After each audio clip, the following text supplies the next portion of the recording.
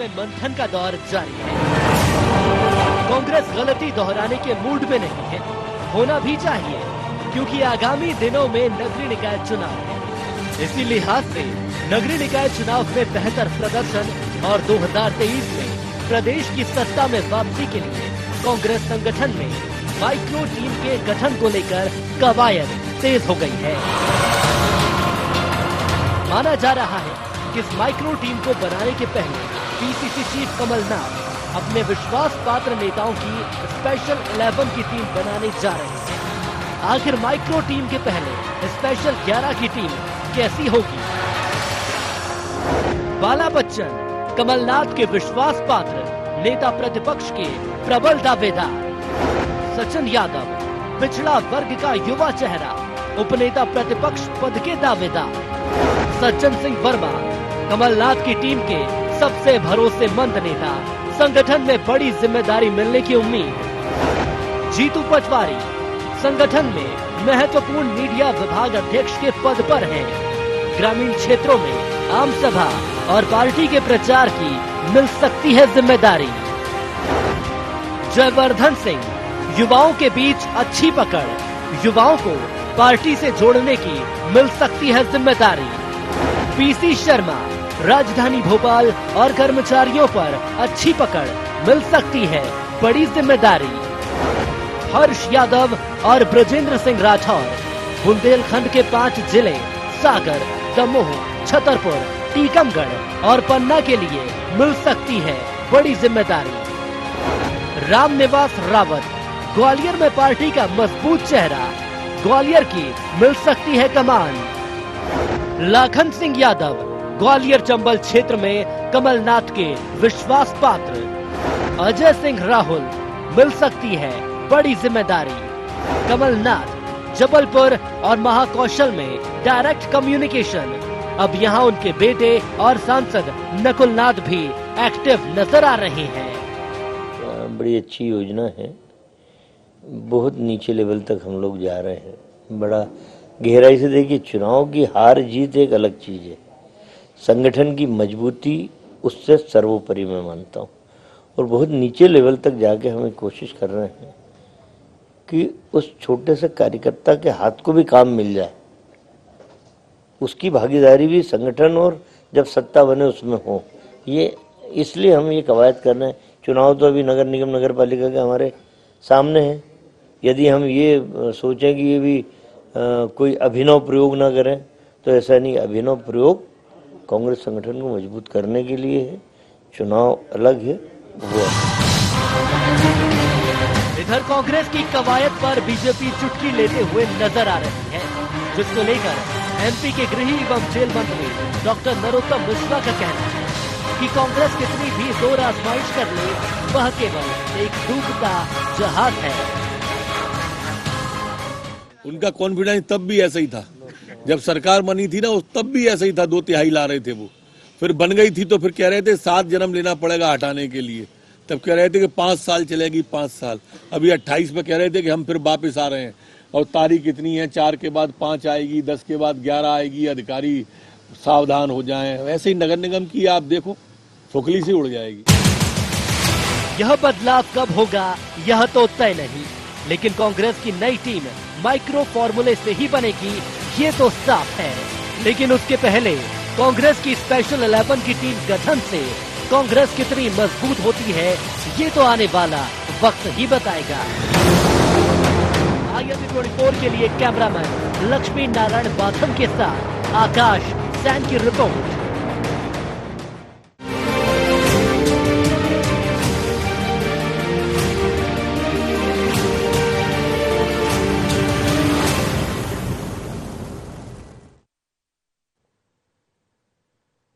नाथ के special 11 and impact पे आपका स्वागत है। मैं हूं मनोज सैनी। आप हमारी एक स्पेशल खबर के जरिए देख रहे थे आखिर नाथ के 11 लोग क्या करने वाले।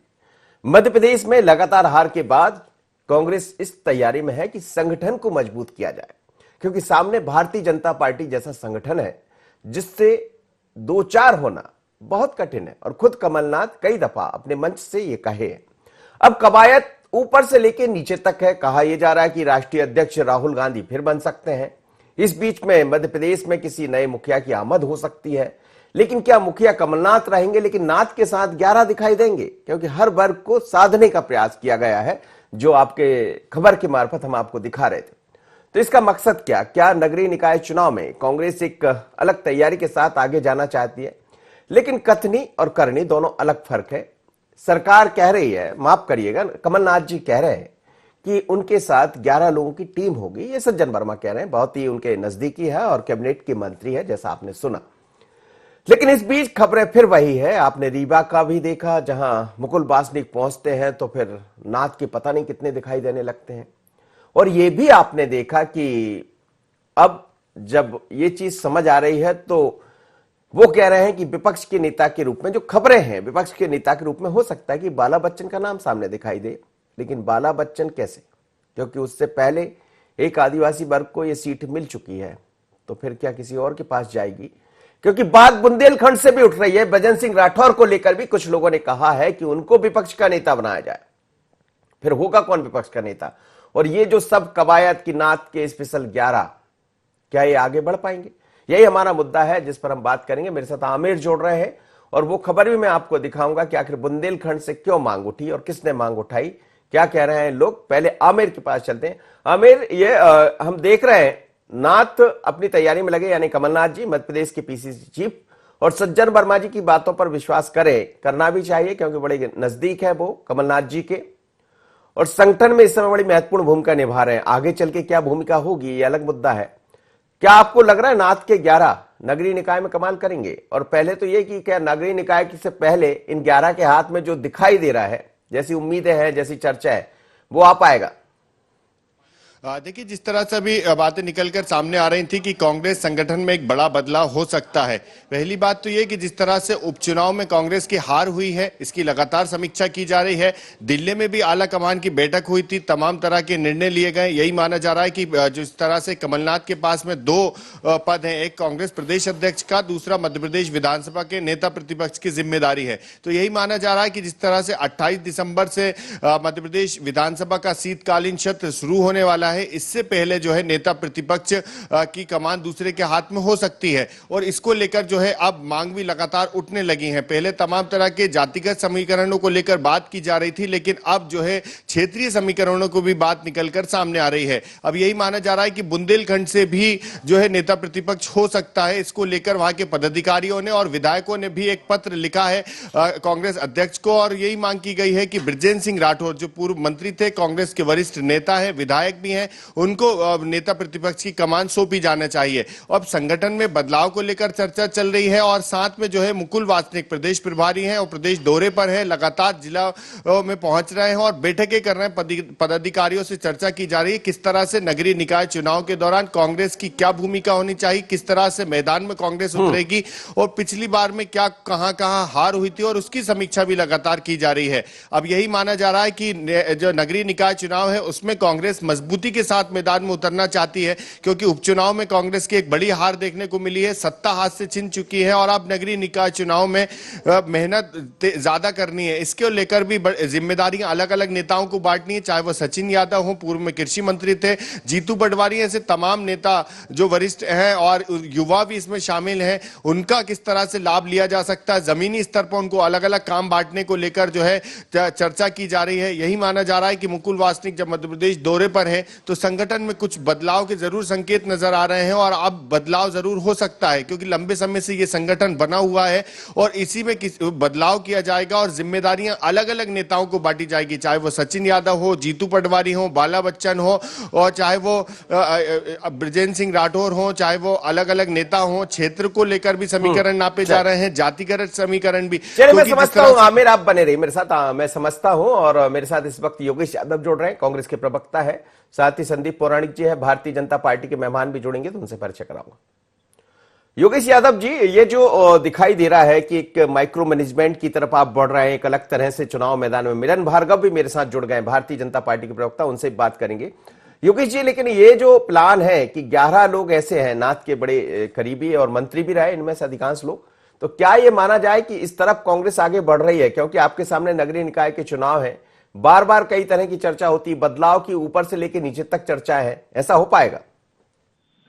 देखिए, इसमें कोई संशय नहीं कि जो ये 11 नाम है ये कांग्रेस के वरिष्ठ और प्रखर नेता हैं और अपने अपने क्षेत्रों में इन्होंने अपने सफलताओं के प्रतिमान स्थापित करके रखे हैं और निश्चय ही इसमें इनका टैलेंट है, इनकी अपनी एक जीवटता है, संघर्ष है और ये जो 11 नाम आदरणीय सज्जन सिंह वर्मा जी ने जो गिनाए हैं और निश्चय ही कांग्रेस के लिए एक शुभ संकेत बनकर उभरेंगे और कार्य करेंगे। जो बात कही सज्जन सिंह जी वर्मा ने वो बहुत महत्वपूर्ण है कि हम सभी लोगों को बहुत हमारे जो कार्यकर्ता है जिसको पन्ना प्रभारी तक उससे निश्चित ही संवाद स्थापित किया जाना चाहिए और ब्लॉक स्तर से उसके भी नीचे जाकर हम बूथ वाइज यदि संवाद स्थापित करते हैं तो ये नेटवर्क के परिणाम होंगे। कहीं ना कहीं असफलताओं का मूल कारण एक ये होता है संवादहीनता और कम्युनिकेशन गैप होने के कारण जो असफलताएं प्राप्त होती है। तो कांग्रेस की ये अभिनव प्रयोग में यही कोशिश रहेगी कि हम संवाद अंतिम से अंतिम कांग्रेस के कार्यकर्ता से स्थापित करें। जी जी।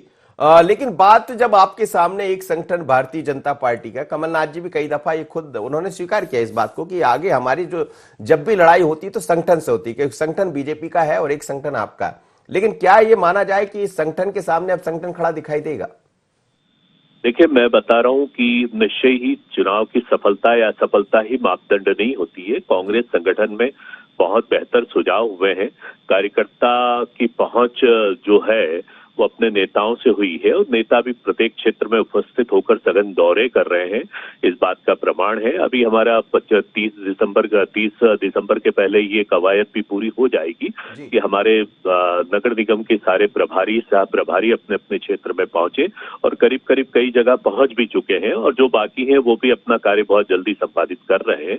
इस कार्य के संपन्न होने के पश्चात हम दूसरा कार्य शुरू करेंगे कि हमारे प्रभारी, हमारे सह प्रभारी, चूंकि बड़ी नगर निगम है और बड़ी चुनौतियां हैं तो इसमें वार्ड स्तर तक पहुंचे और अब की जो भी प्रत्याशी आएगा, उभर कर आएगा, निखर कर आएगा तो वो वार्ड के लोग ही उसको तय करेंगे। वो कहीं पैराशूट से टपक कर नहीं आएगा कि तेरा इतने और मेरा इतना, ऐसा कोटा सिस्टम कांग्रेस में बिल्कुल समाप्त हो चुका है। इस बात का प्रयास किया जाएगा कि जो भी कैंडिडेट जीतने की स्थिति में है उसी को पार्टी की तरफ से टिकट दिया जाएगा। इसलिए जो हमारी सर्वे रिपोर्ट है वो बहुत सूक्ष्म तरीके से, जिसको माइक्रो रिपोर्ट कहते हैं, माइक्रो तरीके से की जा रही है। ठीक है। मिलन भार्गव जुड़ रहा है मेरे साथ, भारतीय जनता पार्टी के मीडिया पैनलिस्ट है। मिलन जी, स्वागत है आपका। मुश्किल में पड़ने वाले आप, बहुत ही 11 नाथ के स्पेशल 11 तैयार हो गए हैं, सज्जन वर्मा जी कह भी रहे, और अब 11 लोग 11 दिशा में काम करने वाले हैं, तो आप कितनी दिशाएं संभाल पाएंगे? देखिए, हमने जो 4 दिशाएं सुनी है, लेकिन ये 11 दिशाएं कौन सी तय करते हैं? देखिए मनोज जी, स्पष्ट है बात, सज्जन वर्मा जी की जो कार्यकर्ताओं को लेकर याद आ रही है, क्योंकि सत्ता से जब जिस प्रकार से धक्या गए हैं, अब कार्यकर्ताओं की याद आना स्वाभाविक है। लेकिन सज्जन जी को वो दिन भी याद करना चाहिए और कांग्रेस के तमाम वो नेताओं को सत्ता में मलाई खा रहे थे, जब सत्ता में से कांग्रेस के कार्यकर्ताओं को जीतू पटवारी जी जूता मार रहे थे, पीसी शर्मा जी गाली बक रहे थे खुलेआम खुले मंच पर, ये भी कांग्रेस के कार्यकर्ताओं ने देखा है। और आप एक दूसरा दृश्य देखिए कि किस प्रकार से कमलनाथ जी 2 पदों पर कब्जा करके रखे हैं, उनको हटाने की कवायद कांग्रेस के कार्यकर्ताओं ने शुरू कर दी है। भले वो किसी की मांग कर रहे हो, लेकिन हटाने की कवायद जो चल रही है वो शुरू हो गई है और ये देश भर में चल रही है। सोनिया गांधी जी को हटाने की प्रक्रिया चल रही है तो कमलनाथ जी को भी यहाँ हटाने की प्रक्रिया चल रही है। ये हटाना क्यों चल रहा है? कमलनाथ जी को भी आजकल याद आने लगी है, खुले मंच पर कह रहे हैं कि हमारे घर में ही गद्दार बसे हैं। तो आखिर गद्दार है कौन? खुले मन से क्यों नहीं स्वीकार कर पा रहे हैं कमलनाथ जी के? दिग्विजय सिंह जी पर निशाना है या उमंग सिंगार जी पर निशाना है या किसी अन्य कार्यकर्ता पर है? देखिए, परिवार टूट चुका है, इनके परिवार के सदस्य लगातार भाग रहे हैं। तो प्रदेश के प्रभारी जब आते हैं तो अध्यक्ष उनसे भेंट नहीं करते, प्रदेश प्रभारी गली गली घूम रहे हैं, तो कांग्रेस के कार्यकर्ता आपकी लड़ाई और गाली गलौज का सामना करवा रहे हैं। तो ये बता रहा है कांग्रेस में कार्यकर्ता हताशा और निराशा से गुजर रहा है, अपने परिवार की लड़ाई वो लड़ रहा है, अपने अस्तित्व की लड़ाई लड़ रहा है। क्योंकि सत्ता में जब ये आए थे तो जिस प्रकार का घमंड, जिस प्रकार से ऊपर सर पर चढ़कर बोल रहा था, ये कांग्रेस के कार्यकर्ताओं ने देखा है। उनका समय आया है, अब नगरीय निकाय के चुनाव है तो उनको अपनी ताकत, अपना संगठन दिखाने की जरूरत पड़ रही है। तो कांग्रेस के नेताओं के सामने बहुत तरह की चुनौतियां हैं जिसका सामना उनको भी करना है। चुनाव लड़ना तो दूर, परिवार संभालने यही बहुत होगा। लूंगा इस पर योगेश यादव जी से, लेकिन इस वक्त संदीप पौराणिक जुड़ रहा है मेरे साथ, वरिष्ठ पत्रकार है। संदीप जी, अब नाथ के 11 टीम दिखाई देने वाली, बाकायदा ऐसी तैयारी, और कोई और नहीं बल्कि बड़े नजदीकी सज्जन वर्मा कैबिनेट मंत्री रहे हैं, जिम्मेदार नेता हैं, वो कह रहे हैं कि हम एक अलग तरह से संगठन को गढ़ने का काम कर रहे हैं। अभी तो संगठन का मुखिया कमलनाथ जी रहेंगे, ऐसा लग तो रहा है, लेकिन बाकी 11 की टीम जिसकी चर्चा है, क्या ये संभव हो पाएगा? मनोज जी, कांग्रेस को खड़े होने की बड़ी चुनौती है इस समय, क्योंकि आप उपचुनाव हार चुके हैं और नगरीय चुनाव ही एकमात्र ऐसे चुनाव हैं जिनके जरिए आप पार्टी को खड़ा कर सकते हैं, क्योंकि आने वाले 3 साल तक कोई चुनाव नहीं होने वाले। लिहाजा स्वाभाविक है जो पार्टी कमजोर है या सत्ता से हाल ही में बाहर हुई है वो जमीनी तैयारी करेगी भी। अब तैयारी कैसी होगी? बात तो होती है कि हम बहुत अच्छा मैच खेलेंगे। जब कोई भी टीम मैदान में जाती है तो वो ये जरूर कहती है कि हमारी टीम ताकतवर होगी, सब तरह के खिलाड़ी हैं, हर मोर्चे पे हम सफल रहेंगे और सामने वाली टीम को शिकस्त दे देंगे। लेकिन जब वो टीम उतरती है तब पता चलता है कि वास्तविकता है क्या। कांग्रेस के सामने भी यही चुनौती है। कांग्रेस तैयारियां अच्छी करती है, कागज पर लड़ती नजर आती है, कई बार मैदान में भी दिखती है, लेकिन जो टीम के सदस्य सामने आते हैं वो उस तरह की लड़ाई नहीं लड़ पाते हैं, लड़ने में सक्षम नहीं होते हैं जिसकी जरूरत होती है पार्टी को। कहा जा रहा है कि 11 की टीम होगी, बात ठीक है। अगर टीम में अच्छे लोग होंगे तो लड़ाई अच्छी होगी, मैच रोचक होगा। लेकिन अगर टीम में वे लोग रहे जो अब तक कांग्रेस की परंपरा रही है, कांग्रेस में नियुक्तियां या जिम्मेदारियां जो लोगों को दी जाती हैं वे उसकी क्षमता की बजाय गुट से नाता रखने वालों को ज्यादा दी जाती हैं। अगर इस बार वाकई में जैसा योगेश जी कह रहे हैं कि पैराशूट नहीं होंगे, अगर ऐसा कांग्रेस में हो जाता है तो कांग्रेस वाकई में जमीन में खड़ी हो सकती है, इसे नकारा नहीं जा सकता। लेकिन चुनौती यही है कि क्या ऐसा हो पाएगा? में जो बटी कहा, लेकिन इसमें एक और सवाल यह भी है कि 11 जिन लोगों का नाम हो रहा है, मसलन विपक्ष के नेता के रूप में बाला बच्चन जी का नाम है।